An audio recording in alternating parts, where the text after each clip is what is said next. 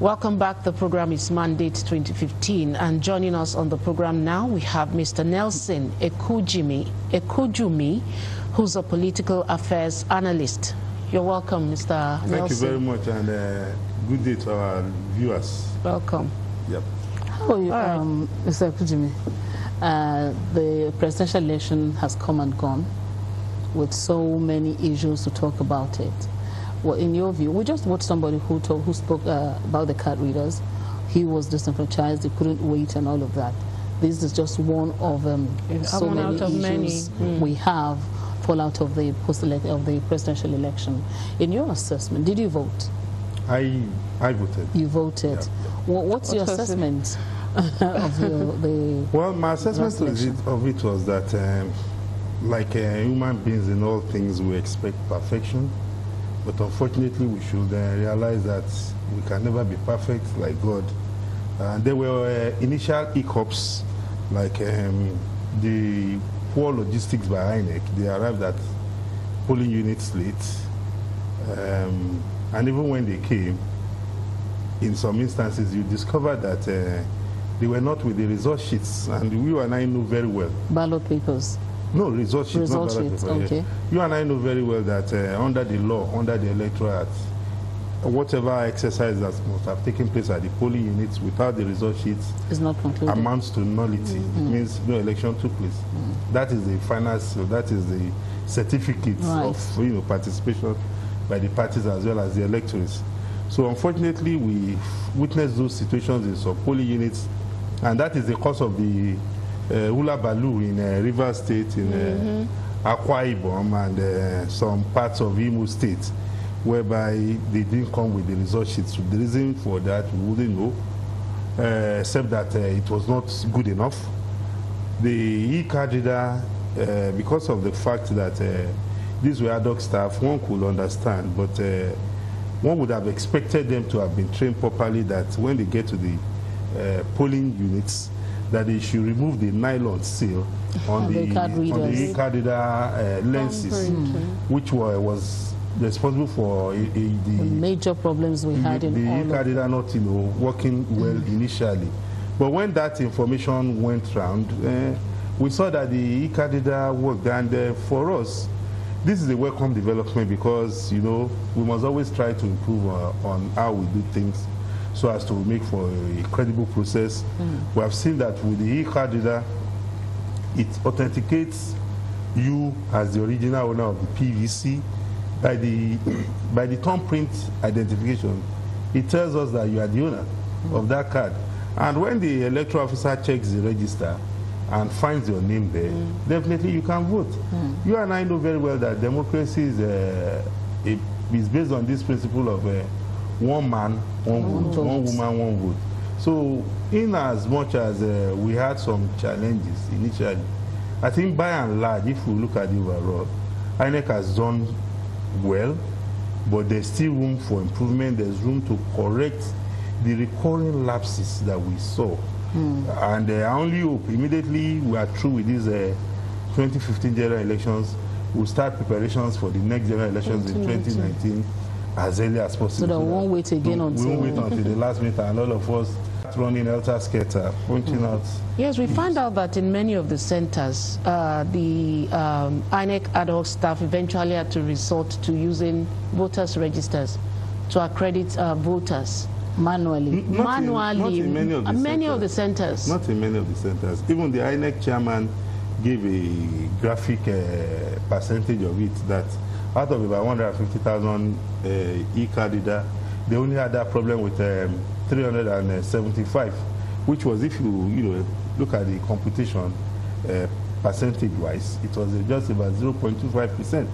But we saw in states like Rivers and Akwa Ibom, where people were determined that they were not going to allow the use of the e-card reader. They intimidated and assaulted INEC personnel, and they had their way. So the cries by the people of Rivers State, I think it builds on INEC to do the appropriate thing to investigate the matter, because I saw the conduct of the REC, the Resident Electoral Commission, on TV, and I was very, very disappointed, because we saw journalists You saw journalists asking him questions and, he couldn't provide direct answers. And the journalists were themselves furious because we all are stakeholders in this system.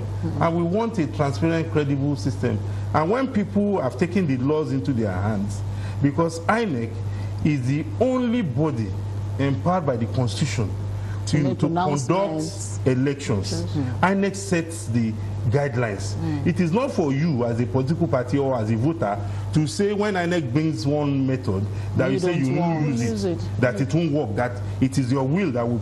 That means you are there to cause chaos. So one only hopes that at the end of the day, when this REC and those we suspect are his collaborators, I hope INEC will make sure they are arraigned in court, for electoral offense. Because what they have done in sidelining the rules of INEC to perpetuate their own results is a violation of the law, and it must not be allowed to stand. The case of Rivers is a very peculiar one. A wrong signal to the world that we are not serious people. A lot of issues have come up from the issue of Rivers. You hear now that the INEC office has even been burnt down, and I just hope this will not translate into... You see, that is why we see the only panacea to peace is the presence of justice. When there is no justice, it's an invitation to chaos. That is why in our conduct, no matter how small or big, in relationship with the society, we must always be transparent. We must always obey the rules and regulations. We must not feel that because we are in positions of authority, we should ride roughshod over people. If not, people will ventilate their grievances in the negative way. And before we could, nip it in the bud or curtail it, damages would have been done. Lives could have been lost. Limbs could have been damaged. And all these things we know, they don't have replacements. So what happens to their insistence that elections should be reconducted, especially in Rivers State? I think that is the main agitation of the now. Matter, yes. Because from all indications, what happened in Rivers is that is the style of electioneering in Rivers. And some other states. Always so very volatile. Yes, what they usually do from sources is that they just allocate figures. Those are the only places in Nigeria that since the advent of democratic rule, we have seen situations whereby those states return 99% votes for a particular candidate.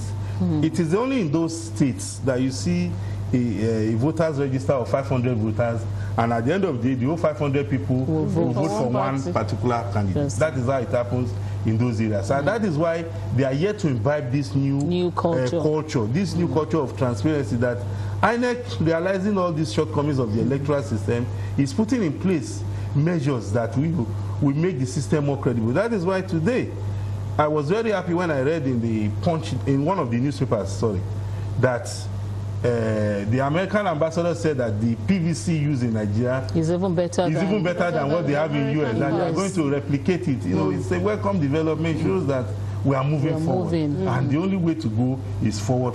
So we must commend ourselves for what transpired on Saturday and Sunday, and give glory to God. All right, it's obvious that issues are coming up, and of course we know that anxiety. People will be aggrieved, and some people will take the election in good faith. Some will not take this. So, what do you advise that? What's the approach? What's the best approach you think people could come up with? The first approach is that one, we must encourage those saddled with constitutional responsibility to live up to their oath of office. To make sure that they dispense justice to the people and to our democracy. Two, we must admonish the people themselves. We have seen all the anxiety in the town. We must admonish our people to be patient, to be calm, to remain resolute. There are ways of ventilating their grievances. The courts are there. If you don't get justice in the courts, there are some other external channels, even outside Nigeria. We have the ECOWAS court, we have the AU, we have the ICC and all the rest. We have the international mechanisms that you can use to explore your grievances. But by and large, we must continue to tell our people that the only way for a society to move forward is if there is peace. So no matter the provocations, no matter the the state of things, the tension in the land, they should continue to remain calm, because there's nothing that is, like Yoruba say, nothing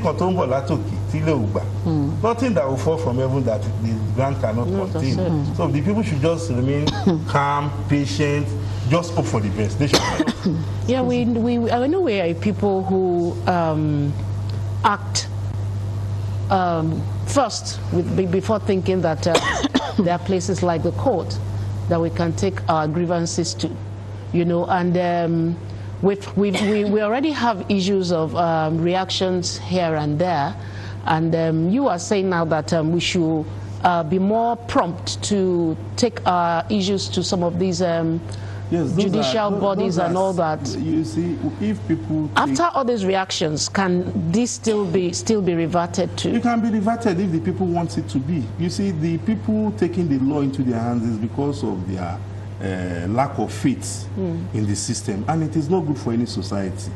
Okay. That is why we have all the troubles here and there. That is why today we cannot sleep with both eyes, with even one eye closed. We stay awake all night. So, but we must continue to sensitize, educate, and mobilize our people that look, the only way to go is by being civilized. We can, because violence pays no good to anybody. When you cause violence, the consequences you cannot predict. The wounds might not even heal again. So we must always admonish our people that no matter what, let us remain calm. Let us believe that this system, no matter the shortcomings, no matter the failings, together we will write it for generations coming. It should not be, if we continue on this track, what legacy are we going to bequeath to those coming behind us? Because if those before us are told similar path, we won't be where we are today. So we must learn to do things the proper way. So no matter what is happening now, people should just remain calm. Everybody is watching. We just pray and hope that those who are saddled with responsibility of office will do responsibility. Yeah, will act responsibly in line with their oath of office, and they will not deviate, because people should not, because you are in a position of authority, you should not take the people for granted. It's not right. It's not democratic. All right, Mr. Kujumi, again, we need to talk about the issue of security and insurgency. We've seen some states where we're thinking that, thank God, everything is okay, but suddenly on election day you saw how Boko Haram struck in states like Gombe, killing and even maiming, destroying. And Yobe. Yeah. In Enugu too, there were bombs of explosions. Yeah. So what do you think this will portend for the upcoming elections in such areas? Well, it shows to you that all is not well. That Nigerians should realize that whatever is happening in one part of the country should be their concern. We have seen situations whereby those at the helm of our affairs have used the ethnic and religious card to the detriment of the people. And like we used to say, like I listened to Martin Luther King say that injustice anywhere is a threat to justice everywhere. So if you see something going wrong somewhere, and you say because it is not affecting your people, or it is not in your own territory that is their problem, my brother, my sister, you are making a mistake. Someday it could be your turn, and you will need people to come and rescue you. So it's just like when your neighbor's house is on fire and you go to sleep. When the fire finishes consuming your neighbor's house, definitely the fire will spread. So when your neighbor's house is on fire, it behoves on you to help him in putting it out before the damage becomes extensive. And again, it's just like what is happening now with the level of insecurity. We have seen repeatedly that has become a big issue. And unless we all come together to address it and not allow people in position to continue using it as a tool to divide us, the better for us all. All right, we'll take a short break. We have these report we put together on some guests we have hosted on this program, reacting to some of these election issues even before the election. We'll take a look at that, and then we'll return for our guest, Mr. Nelson Ekujumi, to also say something on some of these issues. Don't go away.